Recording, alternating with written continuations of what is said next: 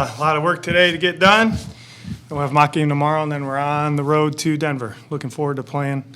A lot of competition still out there for spots, and they know that, and they're working hard, ready to go. What do you got? Coach, thank you. That's it? When do you want to make the choice on quarterback in terms of who you're Are backing? you serious? Go ahead. I said, when do you want to make the choice on backup quarterback? Is it does it When we need to. We need to. Is carrying three guys on the 53A quarterback a possibility you're considering? All possibilities on the table. Figure out best 53 that it fits for us. Is there a upside to carrying 3 versus 2 or 2 versus 3? It's just, that fits into all the different positions. Obviously, there's been some reports about Darius Robinson. Is there any update on his health? Yeah. Reports that came out that happened in the closed portion of practice. So I'm not real fired up about that, guys. The guys that were there that didn't report on it, thank you to adhering to our policy. He's getting imaging today. He's got a calf. A calf, you said. Okay. What are your initial hearings about it? I mean, is it? Gotta get the reports today. How would you describe Zay's football IQ? Who? Zay Jones. Awesome. There's a reason he's played at a high level on a couple different teams in some different offenses. He's picks things up really quick. He understands the nuances of what needs to get done from the receiver position, can play all three. He's been fantastic. He's high football IQ. How can that help the younger guys in the room? They see what it takes.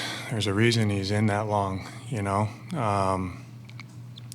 then he helps those guys with, hey, like here's his way of how I learn all three positions, you know what I mean, and get what I need to get done. So he was a huge asset for us.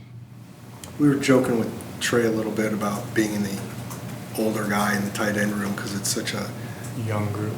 as young as he is. Can you still be kind of a leader when you're Absolutely. I mean, leadership is any influence that you provide. So he provides positive influence, the way he practices, the way he prepares, the questions he asks, what he does in the weight room, what he does outside of the building.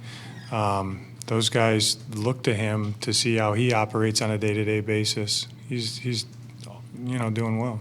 You mentioned earlier this week that the sense of urgency is up for the guys that are trying to crack that 53-man roster. Knowing that Sunday's game is kind of the last chance that they really do have, is there an added level of pressure on the staff when it comes to rotating the proper pieces to get in? No, when we set up the plan week to week to week, and you take it in totality of training camp with practices, joint practices, 3 games, the plan, how we kind of set it up, I think we're right where we need to be. The players understood kind of what we're doing, and some roles changed, how many reps guys got throughout the games, but they'll all get an opportunity. Before Tuesday with the cuts, you obviously have experience before being a head coach of, figuring out what pieces fit. I'm curious, going into your second year with same coaching staff, same scheme, do you feel like you are approaching it differently or have different insight of maybe, okay, last year I only had this many of this position. I feel like I can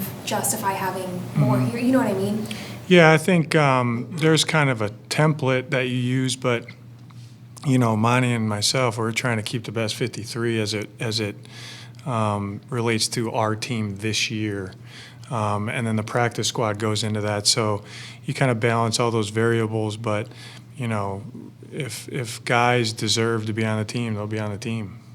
Is there a challenge when it comes to making sure the right people get enough reps Sunday during a live game situation, or is it scripted out enough in your guys' minds as a whole that you're going to get those guys the reps they need? More of that, Bob. Now there's always in a game there's some unknowns. But we feel good about the plan that we have set forth to be able to develop, evaluate, and keep healthy. You know what I mean? So that really doesn't change going into preseason 3. And like I said, there's, it'll catch your guys' eye a little bit differently this game because of what the first 2 entailed. Might not look exactly like that to make sure guys get opportunities. Beyond the starting offensive line, how fluid, how competitive is the rest of that room right now? Very, very. Is the plan to play tune for a half? And Right around there. Yeah, we'll see how it goes. But that's what we've been doing. But it's just because that's kind of how the flow of the game worked out. So it could be a little more, a little less. what more do you need to see out of each guy to kind of help you make? I just want to see consistency of doing what they're coached to do and making plays.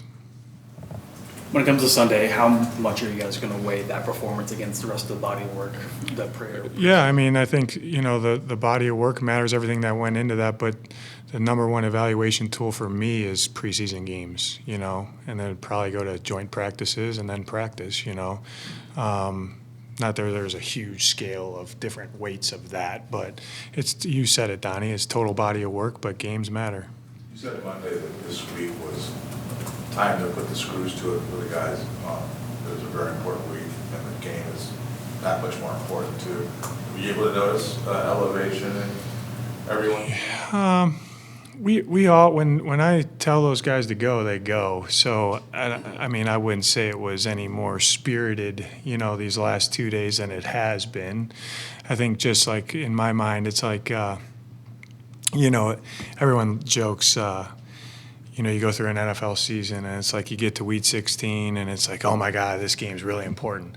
It's no more important than the first game. I think they all count the same, right? So it's like, but what is going on is you see kind of the end of the road, how that affects that particular game, how it affects the end of the road. But week 1 did too. So I think the same thing to be said with camp. Every day mattered basically the same. It's just now you're closer to, all right, I got 2 days. They got today, tomorrow, and Sunday, and then there's cuts. So they're kind of at the end of the road here. So is that more important than July 28th? No, not in my opinion. But because of what's about to come, they might think like that. But that's a long dissertation on every day matters. Roster talent can change from year to year. You've done this over a number of rosters, a number of years in terms of getting to a cut down. For coaches and that process, is it always about the same amount of work? Are there times when the talent or maybe a lack of talent makes it easier or harder to make these final calls? Or do you find yourself always dealing with the same kind of? I think there's a lot of work to be done trying to do what's best for the football team as a decision maker. So there's probably, it's probably the same amount of work, honestly, Darren. We were doing some projects yesterday night. You got to put time on task, to make sure you're right. You said yesterday that he's scouted out or looked at through week 8 this year. Mm-hmm. I know you guys like to tell us you don't look ahead. But he does. He does, right. How far do you look ahead? I don't. Like during the offseason, you just prepared for? I do. My role's a little different than his, but when I was in his chair, it was similar. He's a little more of a data guy than I am, so he likes a lot of data. But everyone does it a little bit different. Drew probably did the same thing, but got to where he needed to get to in his mind before we started a different way than Nick. You know what I mean? So no right way or wrong way to do it.